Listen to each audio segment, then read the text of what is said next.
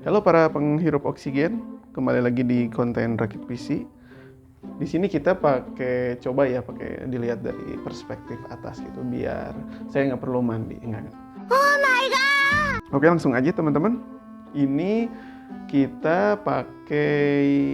langsung kita sebut aja ya, kita pakai motherboard H310 CM HDV. Teman-teman sendiri bisa lihat ini dari ASRock. Ini itu motherboard yang budget banget teman-teman. Ini secondnya aja di kurang lebih 500.000. Jadi kenapa pakai motherboard ini? Oh sorry, ini masih kecolok. Ya. Yeah. Jadi kenapa pakai motherboard ini? Karena memang ngejar budget banget ya. Ini kurang lebih 500.000. Ini tuh bahkan kalau teman-teman nekat gitu ya, ini bisa teman-teman pakai untuk i9 i9 9900F. Nggak tahu pakai F gitu nggak. Pokoknya ini bisa sampai i9 1900 teman-teman. Cuman ya lucu aja sih kalau teman-teman pakai motherboard ini dipakaikan i9 gitu ya. Kayaknya jomplang gitu dari harga prosesor ke harga motherboard gitu ya. Tapi dari website sih tertera ya, ini motherboard ini tuh mendukung i9 9900. Sebetulnya untuk fitur-fiturnya sendiri ya karena memang harganya pun minimalis ya teman-teman, ya nggak banyak memberi dukungan sih ya, kayak slot M.2 di sini nggak ada gitu. Walaupun teman-teman bisa ya beli yang ada yang slot M.2-nya gitu. Jadi ini harganya kita ngejar yang budget banget gitu. Terus ya teman-teman juga udah tahu lah kualitas ASRock gitu ya, tidak diragukan lagi gitu, mantap. Terus memang ngejar budget juga, kita pakai ini i3 9100F gitu. Jadi kenapa kita pilih ini? Karena ternyata untuk lanjutannya itu masih cukup lumayan teman-teman, bisa di-upgrade ke i5 yang 9400F. Jadi itu pun lumayan ya si performanya tuh gitu ketika teman-teman pengen upgrade gitu. Jadi karena memang kita ngejarnya budget banget, makanya kita pakai motherboard ini aja gitu. Memang bentuknya tuh untuk ukurannya tuh memang terbilang kecil banget ya teman-teman nih.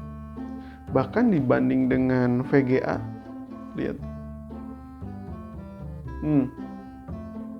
Luar biasa gitu. Kita nanti sandingkan sama VGA ini ya. Ini luar biasa, imut gitu si motherboardnya itu gitu. Jadi teman-teman untuk rakit PC yang mungil-mungil sebetulnya bisa sih pakai motherboard ini aja gitu. Oke gitu ya teman-teman untuk motherboardnya. Jadi memang harga minimalis ya, fitur pun nggak begitu banyak. Ini slot-slot yang tersedianya teman-teman memang nggak banyak sih. Jadi jangan harap spesial gitu karena memang ya segini aja gitu. Terus berikutnya kita pakai RAM 8GB aja teman-teman dari tim Elite. 8GB 4x2. Ini 2400 sih speednya tuh. Sebetulnya kita juga bingung ya untuk Intel ini butuh nggak sih speed yang cepet-cepet gitu kan. Kalau AMD dia bagusnya dikasih speed yang cepet gitu. Nah berikutnya ini nih yang agak uniknya tuh. Kita tuh sempat pakai kipas prosesor bawaan, cuman suhunya tuh panas banget teman-teman. Jadi kita ganti aja ke ini, Gamax GTE teman-teman. Jadi kalau untuk teman-teman sendiri bisa beli yang second juga cukup banyak gitu di marketplace. Ini tuh udah mendukung nyala-nyala teman-teman. Bukan. Ini. Iya kah? Nggak tahu ya. Pokoknya di marketplace nyala-nyala. Cuman memang untuk motherboardnya sendiri nggak ada slot untuk ini sih ya, yang ini nih. Jadi ya sorry aja gitu. Cuman ini lumayan harganya, terjangkau banget sebetulnya. Jadi setelah kita ganti pakai heatsink yang kayak gini, dia suhunya lumayan turunnya teman-teman. Cuman untuk suhu sebelumnya kita juga belum record ya, jadi ya suhu yang terbaru aja gitu. Oke teman-teman gitu. Nah untuk VGA-nya sendiri kita pakai RX 580 ya. Kayak gini teman-teman wujudnya dari iSQ X2. Nah, kita beli ini offline karena memang untuk online sendiri RX 580 ini agak bingung ya carinya gitu. Harganya itu nggak jelas gitu. Ini kita beli itu dengan kondisi yang cukup baik, si suhunya pun nggak panas-panas amat. Ini tuh kita pakai yang ini 4 kali 2 pin. Seperti biasa tampilan untuk RX 580 kayak gini ya. Kita pakai yang RAM 4 GB-nya, yang VRAM-nya 4 GB gitu. Nah, untuk teman-teman yang punya pengalaman pakai RX 580 boleh di komen juga ya. Karena memang cukup unik juga VGA ini tuh. Ada yang dia panas banget, ada yang enggak. Dan nanti juga kita kasih lihat untuk konsumsi listriknya dia sampai berapa kombinasi dari prosesor sama VGA ini gitu ya. Oke, lanjut.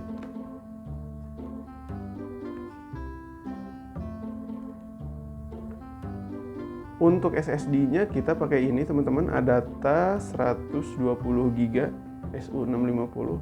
Untuk harganya sendiri nanti kita cantumkan ya. Entah di sini di mana, pokoknya masih di layar ini ya.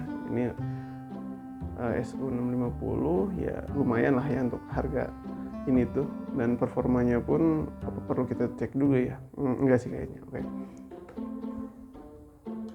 Terus untuk ngejar budget juga kita pakai harddisk cuman 1 tera teman-teman. Ini harddisk 1 tera ini bisa teman-teman beli kayak di Ether Komputer gitu kan, dia ada yang sampai ngasih garansi dia 1 tahun gitu. Ya seperti gini lah harddisk ya, nggak spesial amat gitu. Dan terakhir untuk power supply-nya kita pakai ini Hexa Plus, sama kayak rakitan yang sebelumnya ya, yang Ryzen 2200G kita pakai ini lagi. Cuman ini tuh harganya sekarang yang bekas tuh turun banget teman-teman. Harga untuk bekasnya itu turun banget.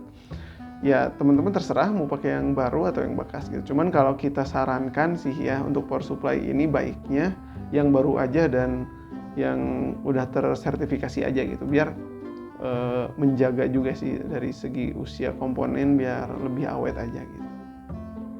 Oke teman-teman, paling nanti untuk casingnya kita kasih tahu di akhir aja sekalian gitu ya, sekalian beres ngerakit gitu. Oke, kita langsung lanjut ke benchmarknya aja. Berat.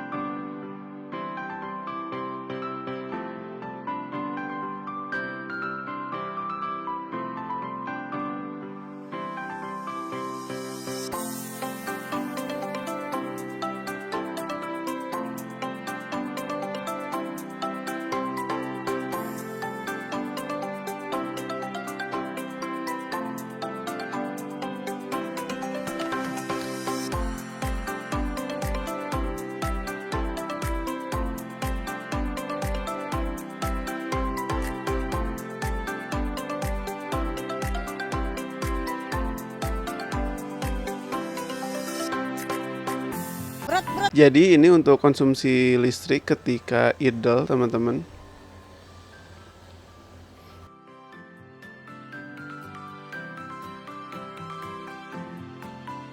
Dan ini kondisi listrik ketika high load. Jadi kurang lebih untuk idle-nya sendiri dia membutuhkan daya 35 watt dan untuk maksimalnya itu dia sampai 220 watt.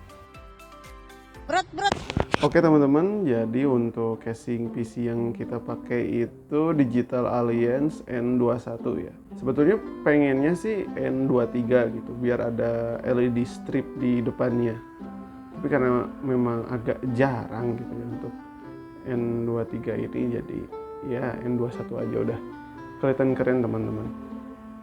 Jadi untuk casingnya sendiri memang sebetulnya bisa dibilang ya nggak spesial-spesial amat ya. Nah untuk slot-slotnya sendiri bisa teman-teman lihat juga di sini gitu. Jadi memang di awal ini dikasih 3 kipas RGB gitu teman-teman, yang cukup keren juga sebetulnya. Oh ya, untuk di atasnya sendiri kipasnya tersedia 2 slot ya teman-teman, ukuran 14 inch. Untuk bagian atasnya sendiri dia mendukung kipas 14 inch ya teman-teman. 14 inch atau 14 cm ya.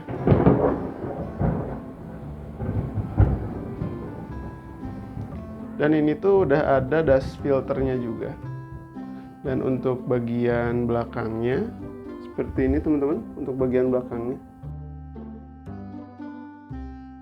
Nah untuk HSF itu sendiri memang ini kipasnya nggak nyala ya teman-teman, karena memang untuk si motherboard ini nggak mendukung ARGB atau sebagainya gitu, yang dia fungsinya buat menyalakan dari kipas ini gitu, biar nyala-nyala gitu.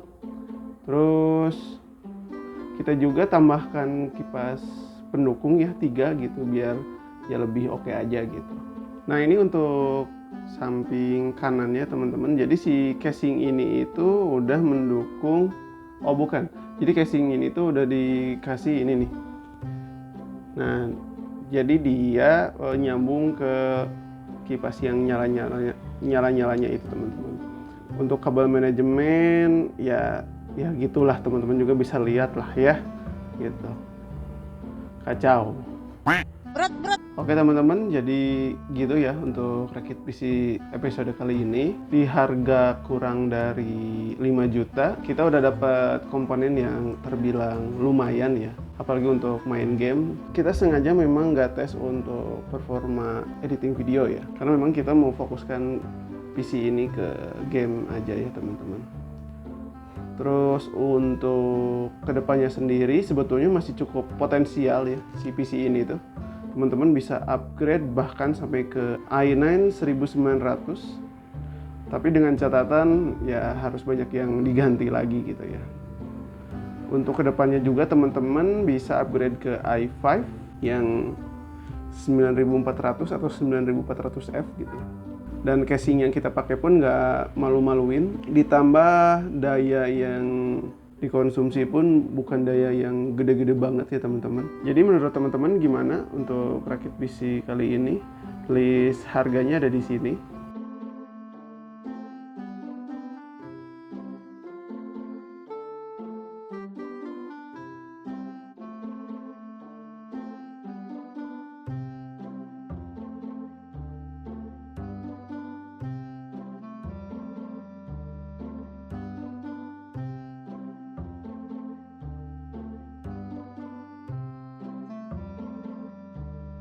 Oke teman-teman, buat yang suka konten kali ini boleh di like aja, dan sekiranya bermanfaat boleh juga dibagikan ke teman-teman yang lain supaya channel ini bisa lebih berkembang lagi.